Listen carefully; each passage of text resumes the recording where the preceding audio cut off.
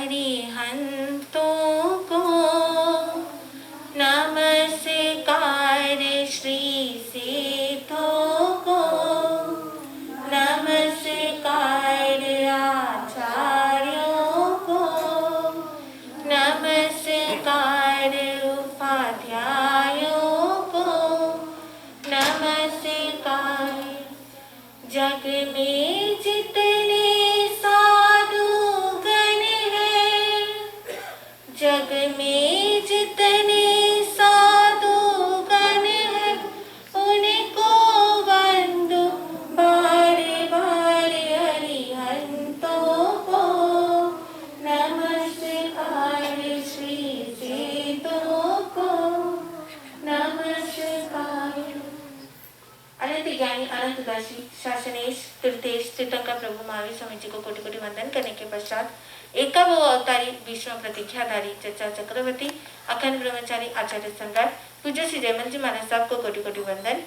जय गजाधिपति सरल मना प्रशांत चेता परम पूजनीय आचार्य प्रवर श्री शुभचंद्र जी महाराज साहब, संयम शिरोमणि आगम विवेचक पंडित रत्न परम पूजनीय उपाध्याय प्रवर श्री पार्श्वचंद्र जी महाराज साहब, मम आस्था के केंद्र परम आराध्य परम श्रद्धेय अनंत अनंत उपकारी प्रवचन प्रभाव पूज्य गुरु डॉक्टर श्री पदमचंद्र जी महाराज साहब आदि सभी गुरु भगवंतों के चरण में कोटि कोटि वंदन करने के पश्चात गुरुदेव श्री क्या कैसे आत्मबंधुओं, अनंत ज्ञानी अनंतदर्शी तीर्थंकर प्रभु महावीर स्वामी, जिनकी वाणी जो कभी साधक श्रवण करता है वो भोग से त्याग, त्याग से वैराग और वैराग से वितराग की ओर बढ़ जाता है। भोग एक किनारा है तो वितराग दूसरा किनारा है, और इस एक किनारे से दूसरे किनारे तक पहुंचने के लिए हमें नाव की आवश्यकता है। जैसे अभी कोई समुद्र पार करना चाहता है तो कैसे पार कर सकता है, कैसे करेगा? नाव से, जहाज से, स्विमिंग करके। अब स्विमिंग करके वो अगर समुद्र पार करेगा तो कब पार होगा?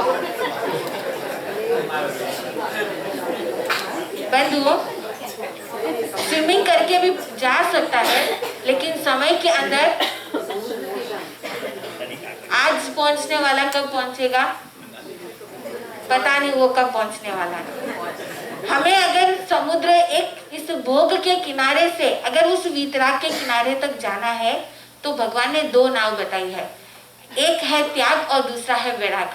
त्याग जो है उस त्याग से आप वैराग की ओर स्वतः ही चले जाते हैं, क्योंकि कहा जाता है ज्ञानम फलन विरति, ज्ञान का फल वीरति होता है। जैसे आपको नॉलेज प्राप्त होता है उस नॉलेज से आप त्याग की ओर चले जाते हैं, और जब त्याग आप करते हैं, जब आंशिक त्याग करते हैं, छोटे छोटे त्याग करते हैं, आगार सहित भी आप पचकान करते हो, एक दिन आपके मन में विचार आता है कि मैं ये छोटे आगार भी क्यों रखूं, ये मैं आगार रखती हूँ उसका भी मुझे एक दिन भोगना पड़ेगा, ये मुझे ही दंड उसका भोगना पड़ेगा, इसलिए मुझे ये आगार नहीं रखना है, मुझे तो पूर्ण त्याग की ओर जाना है।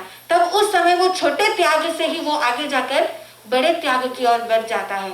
जैसे अभी जहाज जो है, जो स्टीमर है, वो समुद्र के किनारे तक नहीं आ सकता है, उस जहाज तक पहुंचना है तो छोटी नाव चाहिए। अगर छोटी नाव रहती है तो हम जहाज तक पहुंच सकते हैं। ठीक इसी प्रकार जो ये जहाज है, जो स्टीमर है, वो मुनि जीवन है, पंच महाव्रत जीवन है, और उस तक पहुंचने के लिए भगवान महावीर स्वामी ने बताया कि छोटी नाव को अपनाना चाहिए। उस छोटी नाव यानी श्रावक के 12 व्रत, ये श्रावक के 12 व्रत आपको बड़ी नाव की ओर एक ना एक दिन अवश्य लेके जाएगी, क्योंकि हर एक श्रावक के अंदर मनोरथ होता है कि वह दिन मेरा धन्य होगा जिस दिन मैं संपूर्ण रूप से आरंभ परिग्रह का ध्यान त्याग करूंगी।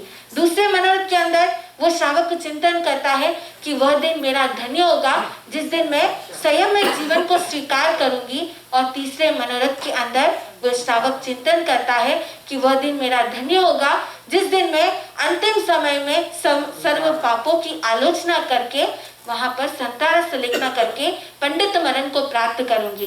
तो हर एक श्रावक के अंदर वो मनोरथ होता है कि एक ना एक दिन वह आए कि मैं भी उस लक्ष्य तक प्राप्त करूं, क्योंकि हर एक प्राणी सुख चाहता है। कोई भी ऐसा प्राणी नहीं है जो दुख की इच्छा रखता हो, और दुख आते हैं कर्मों के कारण से, पापों के आश्रय के द्वार खुले होने के कारण से। और आज आपको समय मिला है, ये मनुष्य जन्म मिला है कि हम अपने जीवन के अंदर कुछ ना कुछ प्रत्याख्यान करें, क्योंकि नरक गति के जीव क्या वो पचकान कर सकते हैं?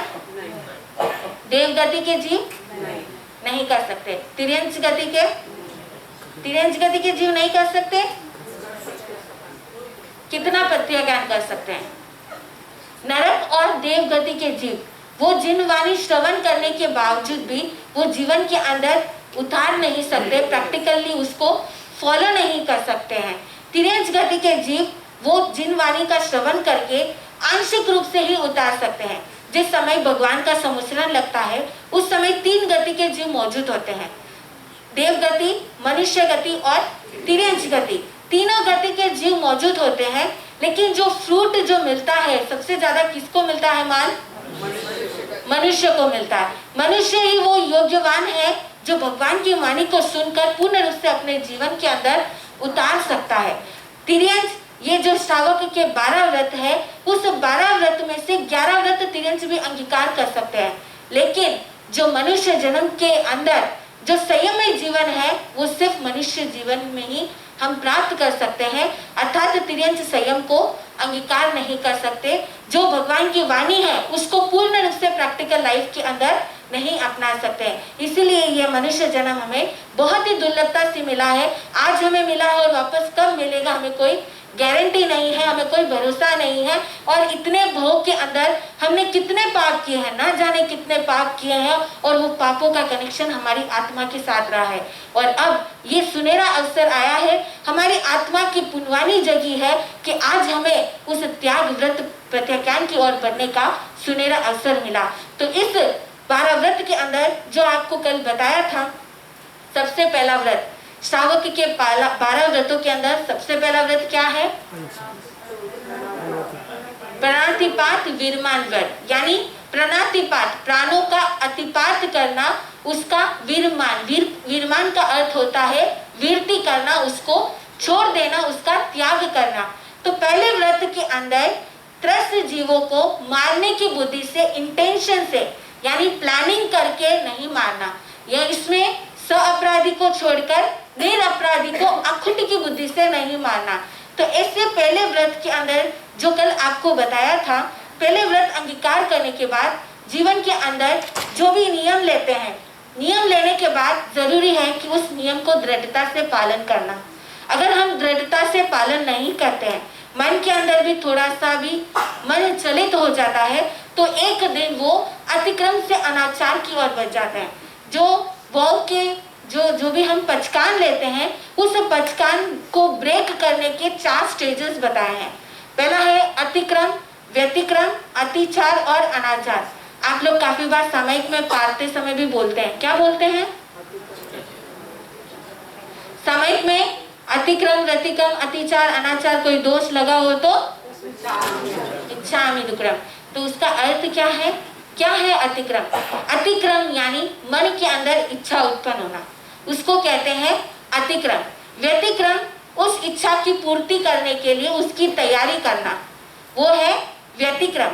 और उसको आंशिक रूप से भंग कर देना, उसको कहा जाता है अतिचार। और पूर्ण रूप से भंग कर देना, वो है अनाचार।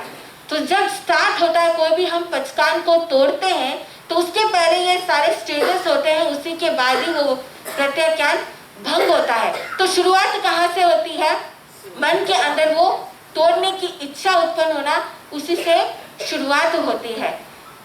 जैसे काफी बार ऐसा होता है, लोग पचकान ले लेते हैं, लेकिन पचकान लेने के बाद काफी बार गलियां ढूंढते हैं कि किस तरह से उसमें हम रास्ता निकाले, उस पचकान में कैसे छूट निकाले, कैसे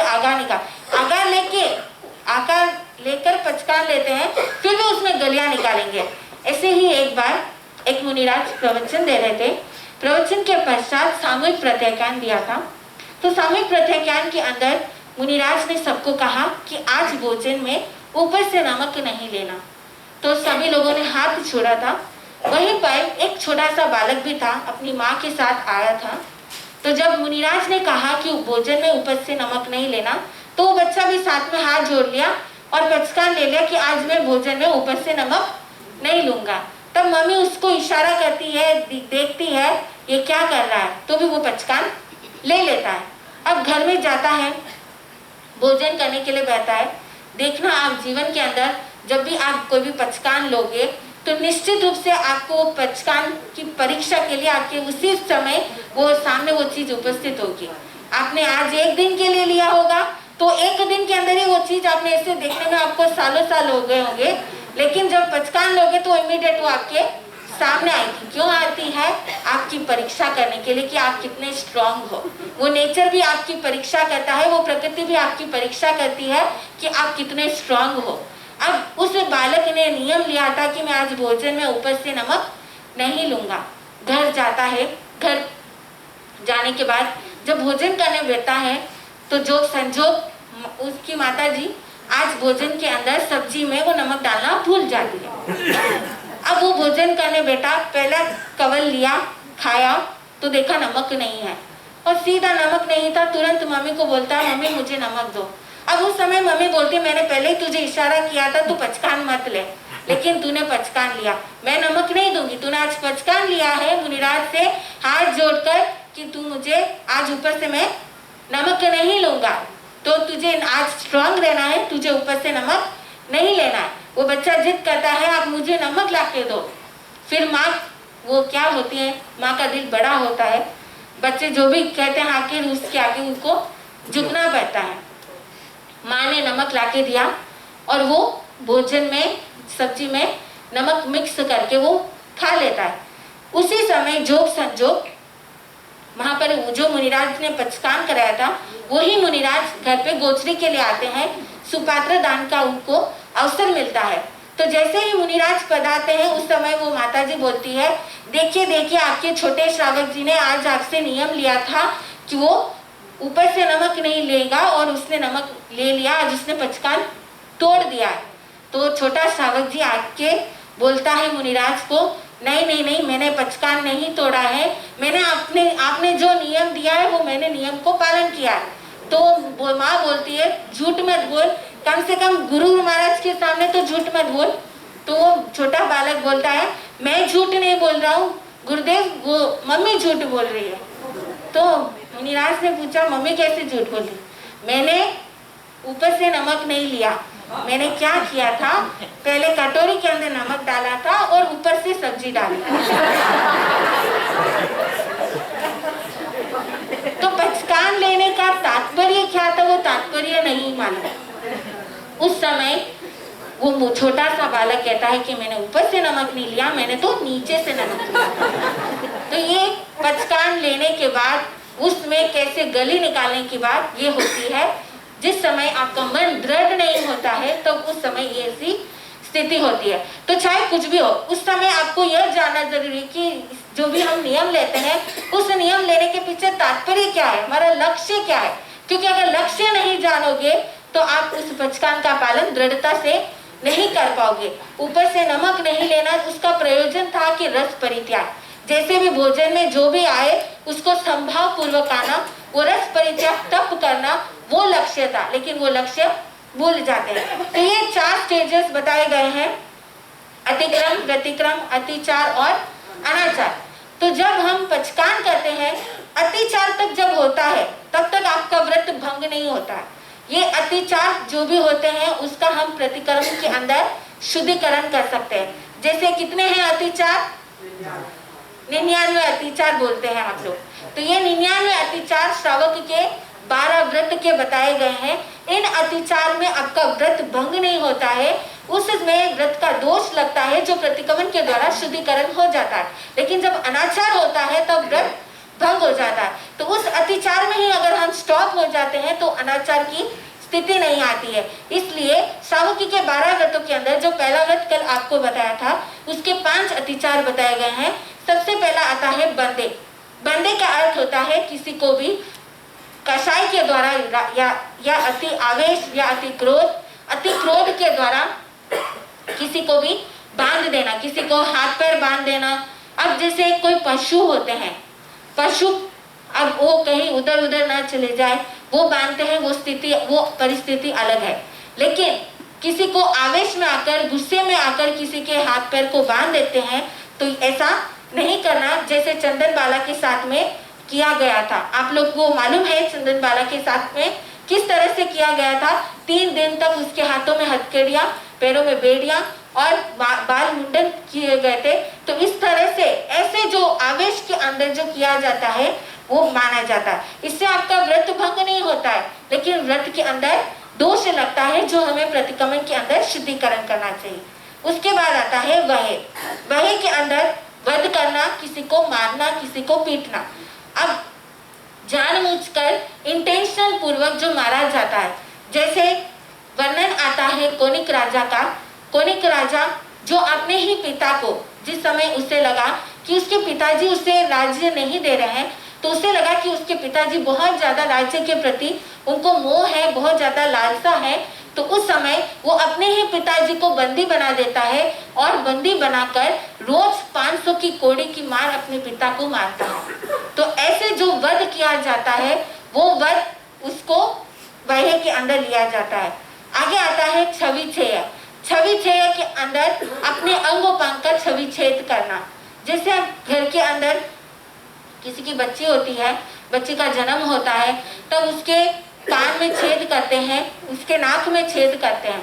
तो उस समय आपको ये अत्याचार नहीं लगता है, क्योंकि वो एक रिचुअल है और वो एक वहां पर आपका इंटेंशन बुरा नहीं है।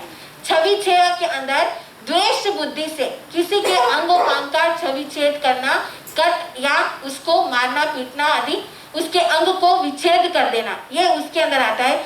जिसे पुराने जमाने के अंदर काफी बार जो राजा को अपने राज्य के प्रति बहुत ज्यादा वो आसक्त रहते थे, ऐसे समय में अगर उनके कोई पुत्र रत्न की प्राप्ति होती, पुत्र का जन्म होता, तो वो मन में सोचते अगर आगे जाकर मेरा पुत्र राज्य को मुझसे छीन लेगा, तो वो चाहते थे कि नहीं, मेरा राज्य नहीं छीनना चाहिए, मैं ही इस नगर का राजा होना चाहिए हमेशा के लिए, जब तक मैं जीता हूँ तब तक मैं ही होना चाहिए, मेरा पुत्र राज्य को नहीं लेना, मुझसे नहीं छीनना।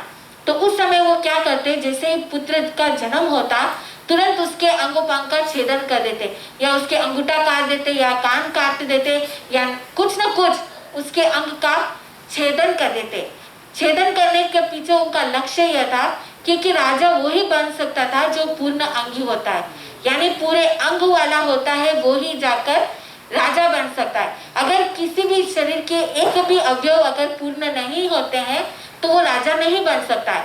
इसलिए उस समय द्वेष बुद्धि से अपने नन्हे से बालक, अपने नन्हे से पुत्र को उसी समय वो अंगोपांग का छेदन भेदन करते। तो ये ऐसा जो किया जाता है वो अतिचार माना जाता है। आज छोटे से अंगोपांग छेदन करेंगे, लेकिन जब क्रुएलिटी और बढ़ जाती है, क्रूरता और बढ़ जाती है, तो आगे जाकर उसको मरणांतिक कष्ट भी दे सकते हैं। तो इसलिए अतिचार के अंदर ही हमें ब्रेक लाना चाहिए। ऐसे तो अतिचार तक तो पहुंचना ही नहीं चाहिए, अतिक्रम भी नहीं आना चाहिए, हमारा मन इतना स्ट्रांग होना चाहिए। लेकिन फिर भी अगर कभी आए तो हम प्रतिक्रमण के अंदर उसका शुद्धिकरण करते हैं। आगे आता है अई भारे, यानी किसी के ऊपर अति भार देना। किसी के ऊपर, जैसे कोई छोटा सा बच्चा है, वो उसके ऊपर ज्यादा उसको वजन दे देते हैं उठाने के लिए, या कोई आपके अंडर काम कर रहा हो, उसकी जितनी कैपेसिटी होती है उससे ज्यादा उससे काम कराना, या फिर जो उसके जितना काम करता है उससे भी उसको सैलरी या उसके जो भी वेजेस है उसको कम देना। तो ये सारे अतिभार माना जाता, अहिभार माना जाता है। आगे आता है भात पानी विषय, यानी भात पानी के अंदर जो आहार पानी है उसके अंदर कभी भी किसी को अंतराय नहीं देना। जो भी कोई भी आहार पानी ग्रहण कर रहा हो, ग्रहण करते समय कभी उसको रोकना नहीं कि अभी नहीं, बाद में। जब भी कभी काफी बार ऐसा होता है जिनके शॉप्स होते हैं और ग्राहक आने वाले ज्यादा होते हैं, तब उस समय क्या करते हैं, उस समय रोक देते हैं, अभी ग्राहक आ रहे हैं, थोड़ा काम है, उसके बाद में लंच टाइम होने के बावजूद भी उनको रोक देते हैं और उसको बोलते हैं कि तू बाद में खा लेना। तो किसी के खाने की इच्छा हो रही है तो उस समय कभी भी किसी को नहीं रोकना चाहिए। काफी बार अपने बच्चों को जब वो पढ़ाई नहीं करते हैं तब उस समय बोल देते हैं कि तू पढ़ाई नहीं करता है तो मैं तुझे खाने के लिए नहीं दूंगी। तो ऐसी स्थिति के अंदर हमें ध्यान रखना है कि किसी को भी रोकना नहीं चाहिए। अगर हम किसी को अंतराय देते हैं तो वापस हमें ब्याज सहित, इंटरेस्ट सहित हमें उस अंतराय को भोगना पड़ेगा। भगवान ऋषभदेव के साथ भी कैसा हुआ था। उनके इंटेंशन नहीं था, लेकिन वो जिस समय उन्होंने आदेश दिया था कि बैलों के ऊपर छींका लगा देना, तो उस समय आदेश तो दे दिया छींका लगाना, लेकिन वो उस समय वो अज्ञानी थे, वो बाल थे, वो समझ नहीं पाए कि वापस उसको खोलना चाहिए। तो 12 घड़ी तक वो बंधा हुआ था और आगे जाकर भगवान को 13 मास 10 दिन तक उनको आहार पानी नहीं मिला। तो ऐसे अंतराय हम दूसरों को देते हैं तो वो अंतराय हमारे भी आती है। इसलिए जीवन के अंदर हमें इन बातों का ध्यान रखना है कि ये जो अतिचार है, इन सारे अतिचारों से हमें बचना चाहिए। तो व्रत के अंदर हम अनाचार की स्थिति नहीं होगी, हम व्रत को भंग नहीं करेंगे और साथ में उस व्रत को अच्छी दृढ़ता से पालन कर सकते हैं। तो पहले व्रत जो बताया गया है उसमें आपने जो संकल्प लिया था, इसके साथ में अपने पहले व्रत को और पुष्ट करने के लिए और मजबूत करने के लिए कुछ और नियमों का पालन करना चाहिए। जैसे अबॉर्शन, लाइफ के अंदर कभी भी अबॉर्शन नहीं करना चाहिए और ना कराना चाहिए, ना करने की सलाह देनी चाहिए। कभी किसी को अबॉर्शन के लिए भी सलाह भी नहीं देनी चाहिए और खुद भी नहीं करना चाहिए, क्योंकि जो अबॉर्शन किया जाता है, जो माता के गर्भ में जो बाल होता है, जो बच्चा होता है, वो फ्यूटस जो होता है वो पंचेंद्रिय प्राणी होता है। अबॉर्शन की अगर आप करते हैं या करवाते हैं तो उसमें पंचेंद्रिय जीवों की घात होता है। तो पंचेंद्रिय जीवों का घात होना नरक गति के 4 कारणों में से एक कारण वह भी है कि पंचेंद्रिय जीवों का घात। तो हम अबॉर्शन करते समय ये काफी बार ऐसी स्थिति आ जाती है, जैसे मेडिकली डॉक्टर्स बोल देते हैं कि माता के जीवन को खतरा है, और अगर ऐसी परिस्थिति आ गई कि माता के जीवन को खतरा है और उस समय या खुद माता आप बनने वाले हो या कोई है, उस समय अगर करना पड़े तो उसका आप आघात रख सकते हैं। अन्यथा जो जानबूझकर इंटेंशनली किया जाता है कि जो जब होना चाहिए उसके पहले ही हो गया, या लड़की होना और लड़का हो गया, लड़का होना लड़की होने वाली है वो पता चल जाता है, तो ऐसी स्थिति में जो अबॉर्शन किया जाता है, ऐसा अबॉर्शन लाइफ के अंदर कभी ना करना और ना कराना। अगर आपको लगता है कि आपके पेट में बच्चा अगर आपको नहीं चाहिए तो इतना जरूर करना, 9 मास तक उस बच्चे को आप रखना, और नहीं चाहिए तो साधु साध्वी को हमको बेरा देना, कम से कम उसके प्राण को हरण मत करना, क्योंकि हमारी तरह भी वो जीना चाहते हैं। अगर हमारी माता हमें गर्भ के अंदर हमें मार देती, हमें गला देती, तो आज क्या हम ये सुंदर जीवन जी पाते? क्या आज आप ये व्रत प्रत्याख्यान ले पाते? क्या आप मंदिर आ पाते? क्या धर्म ध्यान कर पाते? होता क्या? नहीं होता। तो माँ का उपकार है जो इन्होंने हमें ये जीवन दिया है, तो हमारा भी कर्तव्य है, अगर उस मातृत्व को आप अपना रहे हो तो ये पाप कभी मत करना जीवन के अंदर, कभी भी किसी भी प्राणी की वो अबॉर्शन मत कराना। दूसरा नियम सुसाइड। एक तो हिंसा करते हैं तब अन्य प्राणी को मारते हैं, तो सुसाइड करते हैं तब स्वयं का घात करते हैं। अपनी आत्मा का घात करना वो भी पाप है। चाहे वो आप दूसरों की आत्मा का घात करते हो तो वो भी हिंसा है, और खुद की आत्मा का घात करते हैं तो वो भी हिंसा है। तो आत्महत्या भी नहीं करना। आत्महत्या करने की स्थिति कब आती है? जब व्यक्ति बहुत ही डिप्रेस्ड हो जाता है, टेंस्ड हो जाता है, उसे कोई प्रॉब्लम का सलूशन नहीं मिलता, वो उस समय इतना घबरा जाता है, उसको कुछ सिचुएशन में कुछ भी उसे हल नहीं मिलता है, तब वो आत्महत्या के लिए चला जाता है। लेकिन याद रखना, जिंदगी के अंदर ऐसा कोई प्रॉब्लम नहीं है जिसका सलूशन ना हो। अगर कोई ताला बनता है तो उस ताले के साथ में उसकी चाबी अवश्य होती है। आपको क्या करना होता है? उस ताले के लिए सही चाबी ढूंढनी होती है। अगर आप सही चाबी ढूंढोगे तो वो ताला ऑटोमेटिकली खुल जाएगा। इसी प्रकार संसार के अंदर जितने भी प्रॉब्लम्स आते हैं, हर प्रॉब्लम्स के साथ में सलूशन अवश्य होता है। तो सलूशन होता है तो उसका हमेशा ध्यान रखना, वो सलूशन आपके पास ही है। तो अगर आप काम रहोगे, टेंस्ड नहीं रहोगे, तो आपको ऑटोमेटिकली वो सलूशन मिल जाएगा। और कभी भी अगर ऐसी परिस्थिति भी हो जाए तो हमेशा धर्म की शरण लेना, गुरु भगवंतों के सानिध्य प्राप्त करना। उनके पास में जाओगे तो कुछ ना कुछ अवश्य आपको सलूशन मिलेगा। लाइफ के अंदर ऐसी सुसाइड करने की स्थिति कभी भी मत लेके आना। हम गुरु भगवंतों के सानिध्य में उपाध्याय प्रवचन श्री पार्थ चंद्र जी महाराज साहब एवं डॉक्टर श्री पदम चंद्र जी महाराज साहब, उनके सानिध्य में हर साल राष्ट्रीय शिविर होता है। ऑल इंडिया से बच्चे आते हैं, 1500 से 2000 बच्चे उस समय शिविर में मौजूद होते हैं। तो उसमें कुछ ऐसे बच्चे भी होते हैं जिनकी स्थिति ऐसी होती है वो आत्महत्या करने के लिए चले जाते हैं, उनके आत्महत्या करने के भाव रहते हैं। वो कारण होता है वो पीछे वो अफेयर का जो लव अफेयर था वो मूल कारण ज्यादा वही होता है, और दूसरा कारण एग्जामिनेशन का होता है। तो उस समय गुरु भगवंतों के सानिध्य में आते हैं, गुरु भगवंतों के प्रवचनों को सुनते हैं, और प्रवचनों को सुनकर जिस समय शिविर होता है तो उस दौरान गुरुदेव अवश्य श्रावक के 12 व्रत लेते हैं। और उस समय वही बच्चे जिनके माइंड के अंदर ऐसी स्थिति आती है, आत्महत्या करने के भाव आते हैं, वही बच्चे आगे जाकर आगे वो पचकान ले लेते हैं कि जीवन के अंदर हम कभी ऐसा काम नहीं करेंगे, और गुरु भगवंतों के पास आकर अपनी सारी प्रॉब्लम बोलकर अपने सॉल्यूशन को फाइंड करते हैं। तो ऐसे जो भी स्थिति आती है तो जिंदगी के अंदर कभी घबराना नहीं, कभी उस समय टेंशन में नहीं जाना, अवश्य कुछ ना कुछ रास्ता मिलेगा। आगे आता है लेदर या कॉस्मेटिक आइटम्स, फूड आइटम्स, जो हिंसा से बने हुए रहते हैं, ऐसे पदार्थों को त्याग करना चाहिए, ऐसे पदार्थों को वर्जित करना चाहिए। फिर आता है सिल्क के कपड़े। ऐसे दुनिया के अंदर कपड़े पहनने के लिए बहुत है।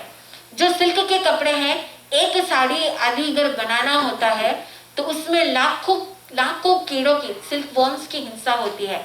ऐसा क्या हमें पहनना जिसमें एक वस्त्र पहने जिसमें हम सोचते हैं कि हम सुंदर लगेंगे, लेकिन ऐसी सुंदरता क्या फायदा जिसमें इतने जीवों की हिंसा होती हो। हम वस्त्र पहनते हैं, क्यों पहनते हैं? शरीर को ढकने के लिए। लेकिन अगर आप सौंदर्य की ओर जाओगे तो उस समय आप भूल जाते हैं और उस समय हिंसा की ओर बढ़ जाते हैं। तो हमेशा ध्यान रखना, ये सारे जो भी ऐसे वायलेंट मीन्स से, हिंसा से जो बने हुए पदार्थ होते हैं, उनका हमें त्याग करना चाहिए। तो ये सपोर्टिंग वाव पहले व्रत को हम और पुष्ट करने के लिए आपको हमने बताया था कि पहला, जीवन के अंदर अबॉर्शन नहीं कराना, दूसरा आत्महत्या नहीं करना, और सिल्क के कपड़े के अंदर अगर आपके पास ऐसे कोई सिल्क के कपड़े हो तो उसका, अगर आपको लगता है कि मुझे उसको वेस्ट नहीं करना है, तो उसका आगार रखकर ये पहचान ले सकते हैं कि आगे से मैं कोई भी सिल्क के कपड़े नहीं खरीदूंगी। तो ये जो भी नियम लेना चाहते हैं तो आप लोग ले सकते हैं। आपको लगता है कि आप कभी आत्महत्या करेंगे? आपको लगता है कि आप अबॉर्शन कराओगे या करने की किसी को सलाह दोगे? तो आप लोग नियम ले सकते हो। जो भी लेना चाहते हैं हाथ जोड़ लीजिए। आज के पूर्व अगर हमारे द्वारा हमने किसी को भी ऐसी सलाह दी हो आत्महत्या की या अबॉर्शन की, तो अनंत सिद्ध केवली भगवान की साक्षी से बोलिए तस्मिच्छामि दुक्कडम। आज के बाद अपने जीवन के अंदर अबॉर्शन नहीं करना और आत्महत्या नहीं करना, और सिल्क के लिए जो अपनी धारणा प्रमाणे अगर कोई लेना चाहे तो उसके जो भी आप पचकान लेना चाहे तो धार्या प्रमाणे पचकान उपयोग सहित एक करण एक योग से 10 बनते पड़ेगा। हम निंदा करें पानम गोश्री ओश्रामी बोलिए। जिस समय बॉडी छड़ी जो शिविर चल रहा था उस समय डॉक्टर श्री पदम चंद्र जी महाराज साहब ने ये पहला व्रत जब बताया था, तो उस समय सभा के अंदर एक डॉक्टर थी, गायनेक डॉक्टर, तो उसके द्वारा आज तक जीवन के अंदर उसने इतने अबॉर्शंस कराए थे। तो जिस समय गुरुदेव के द्वारा वो गुरुदेव के मुखारबिन से जब वो प्रवचन सुनती है और उसे लगता है कि एक आत्महत्या, एक जीव का घात करने से भी नरक गति में जाते हैं, तब उसी समय वो गुरुदेव के पास में खड़ी होकर वो पचकान ले लेती है कि आज के बाद मैं कभी अबॉर्शन नहीं कराऊंगी। उसने भी संकल्प ले लिया था, जिसने अपने जीवन के अंदर इतने अबॉर्शन कराए थे। तो जीवन के अंदर ये छोटे छोटे त्याग भी हमारे लिए बहुत महत्वपूर्ण है। ये हमारे जीवन को और सुंदर बनाएगा। इससे हमारे जीवन के अंदर नैतिकता आएगी, सात्विकता आएगी, और साथ में हमारा व्यवहार भी कुशल रहेगा। तो आपका भी इसी तरह से व्यवहार कुशल रहे, और साथ में हम भावों के द्वारा भी हम हमेशा शुभ भावों के अंदर लीन रहे। इस हिंसा आदि भावों से बचने के लिए अपने जीवन के अंदर इन श्रावक के 12 व्रतों को अपनाना। पहला व्रत पूर्ण होता है, आगे कल आपको बताएंगे दूसरे व्रत के अंदर भगवान ने कहा है कि मोटा झूठ नहीं बोलना। तो झूठ भी कौन कौन से प्रकार के होते हैं और कैसे झूठ बोलने से हमें किस प्रकार नुकसान होता है, तो कौन से मोटे झूठ हैं जिनका त्याग हमको करना चाहिए, तो जैसे जैसे समय होगा वैसे आपको बताया जाएगा। आज इसी के साथ आनंदिया।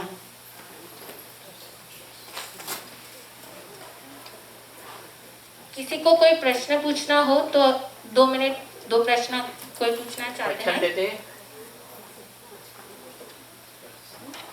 पचकान, Yeah. सामूहिक पचकान कल